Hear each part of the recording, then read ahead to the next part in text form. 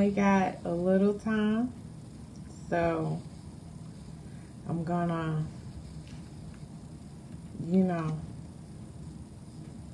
do what I can while I can do it.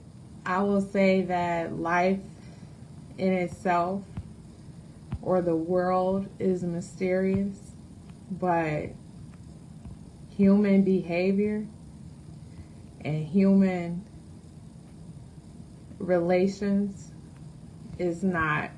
There are some very mysterious things in the world going on, but if your biggest dilemma is understanding or not understanding why people are acting the way they act or they doing what they doing, you missing out. You missing the bar. Everything people do is for a reason. Okay, the number one reason people do what they do is because they've seen other people do it. They grew up watching their mommy or daddy do it or TV do it or something like that. That's the number one. And then the one that always tickle my giggles is when they do things simply because they can. If you're in a position where you feel you can't love someone or love other people, where you're not even in the vicinity of love, even if it's in the name of self-care or self-preservation, it's important that you are aware that you're not well. Being loving, being able to love, and I'm purposely leaving out being able to be loved because I just don't even want to deal with that. It's just, but that is your natural state. Some people say they don't even have any love to give, and that's because you dead, pretty much. But you're still beautiful, even as a zombie. The point is, just long as you're aware that you're not well. Oftentimes people get the impression because they feel that they aren't able to love, or they say they don't want to love, that they feel they've accomplished something. Just basically saying that it works for you. And I get that. It works better than when you work like a vacuum cleaner. I've had a few of them.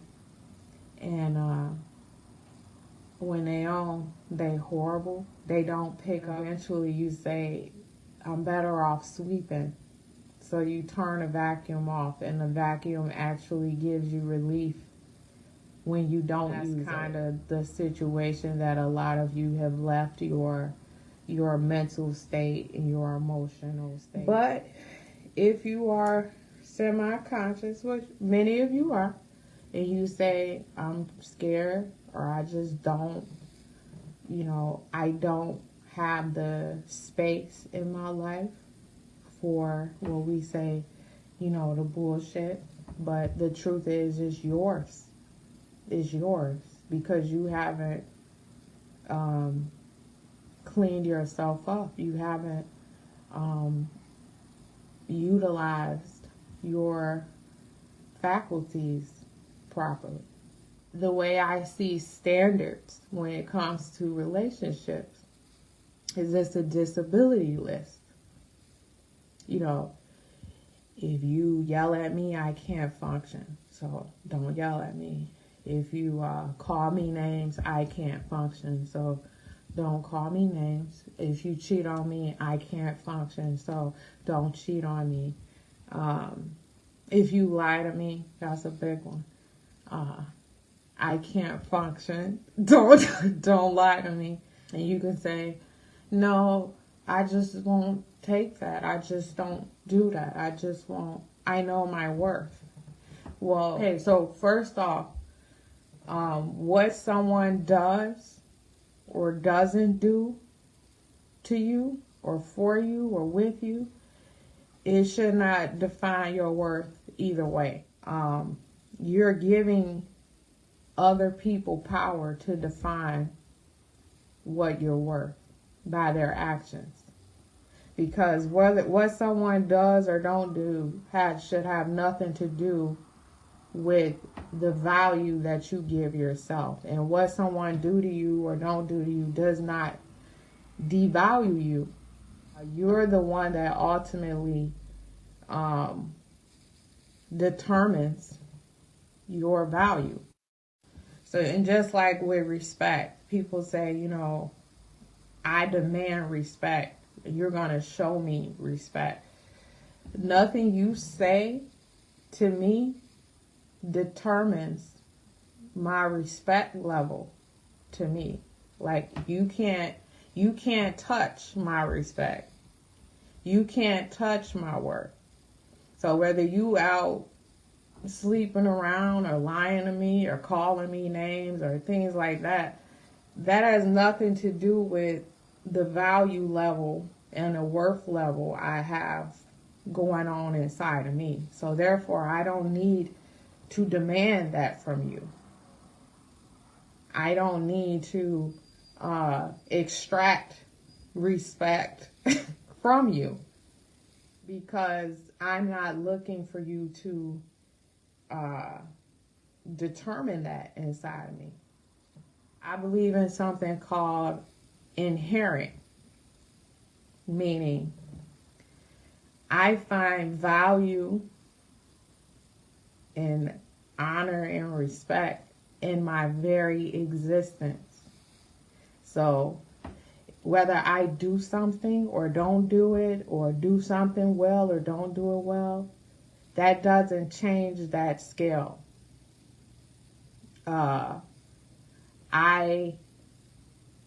Me personally, I honor and I value all life for life itself. Your value is in your existence, not your behavior or status or anything we make up in our head, because existence is reality. You're here, I'm here, the animals here, the sun outside, all that other stuff you got going on in your head, of who did this and who did you wrong and what's going to come to you in your future and what happened in your past. That's all made up stuff in your head. And that's why I said in the beginning of the video is that human behavior and interrelations with each other is not a mystery, because anything somebody else do or say, you can kind of find your way to them because you got the same stuff going on in your head. It's just that we're not paying attention. That all we're really concerned is, are you helping me get the things I want or not? And if you're not, why are you here? Why are you doing this? Why are you in my way? Why are you hurting my programming? Why are you interfering with my conditioning? I have a programming that's different than theirs. Like, we came from different family structures. We came from different morals. We came from different values, and they just don't share the same programming as me. So the way I'm affected is a lot different than the way they see it. But it's not so different. As you can see, I'm relating to where they're coming from, because it's not so different that it has to be a fucking mystery. Like, it doesn't. It's just me actually being able to have an awareness to pay attention. To pay attention, like, oh, well, this person came from a single family home, and I grew up with both my parents, and they taught me this and they taught them this. But you don't hear that when people talk about other people, because we just don't pay attention. That's not something that's encouraged in our societies to do that. So, when your body is healthy, when your mind is healthy, it does what you want. The more I pursued health, and I mean health as in being active, drinking water, keeping my mind healthy, my body naturally started submitting to my will, like down to the pound. The healthier my body got, the healthier my mind got. It started naturally thinking about things that pleased me, that made me happy, that made me laugh, or that was pleasant. I started giving my mind the rest it needed, like giving it a break and like talking to myself better. And the number one recovery to any type of illness and injury will always be rest. Like, that's the core to any type of recovery, is rest. Like, you can take all the medications, you could do all this stuff, but that core has to be you getting rest. And I'm not talking about sleep. And I'm moving to my last point, but this is some of the ways I give I paint, but I'm not a painter. I paint. I have puzzles here. I do pottery, all kind of stuff. Hair, makeup, art. I do art. Art is a great way to rest your mind. Believe it or not, like, entertainment is not. It's weird because art is rest, but entertainment is avoidance. It's like taking a painkiller versus eating vegetables to heal. It's something that you do to cope versus to heal. And that's a cool thing to realize. Art is a great way to engage the mind. You're still utilizing it, but you're resting it from things that may be intense for the brain. Like you're utilizing your brain in a way where it is easy on the brain. You zoinking out, watching a movie, or listening to music, or whatever you do for entertainment, that's zoinking out. So your brain is not doing anything to recover itself. You're literally spazzing out during or playing video games or whatever. You're spazzing out and it's not doing any work. But the point is, naturally, when you're healthy,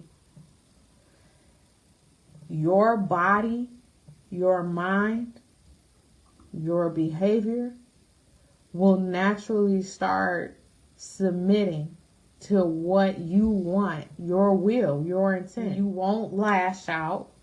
You won't say things you didn't mean. You won't lose it. You won't do all that. You will be able to be in complete management, not control, management of your faculties. Because when you have a healthy love for your the person you in a partnership with, you also naturally submit to what they want. You naturally, when you're healthy, you give your partner what they want. You know, and that thought is so scary and so obtrusive to so many people, even men. But that is a sign of health. You love someone, they become a part of you. You see them as a part of you. So when they want something, you give it to them. And that's how each other contributes to each other's happiness. They give you, out of health, they surrender. Just like your body surrenders, your mind surrenders. And y'all get this concept with y'all gods. What do you say to God? Use me, take me, have me any way you want. You do that. So why, we don't get it when it comes to each other? Because we're not well. So the way you can determine your health is in your submission and willingness to please the person that you say you love. Because that is a quality and a sign of love. And ultimately, health and love is kind of interchangeable here. Like, you know your body healthy, you know your mind healthy, you know your car working, you know your lights working, you know your heat working. Do what you want. Come in and turn a light switch on and it don't come on. What do you say? It's broke. Something's wrong. If you come in and get in your car and it don't start, you say what? Something's wrong. Something's broke. Something ain't right. And it's the same with your relationships, your love. If your children ain't saying, Mama, Daddy, what do you want me to do? Spouse or your partner, your lover. You may be with someone who's sick. And it's important you know that. I'm not saying to leave them. But if they don't have the ability to say whatever you want, whatever you need, they're not well. And I'm talking about even if the person is using you or they don't have your best intentions. If you love them and you with them, that's who you with. That's who you love. And you remember that song, Use Me, Baby, till you use me up? That's health. You want my money? Take it. You want my body? Here you go. You gonna leave me? Well, let's enjoy this till you go. When you leave, I'll reconvene. That's health.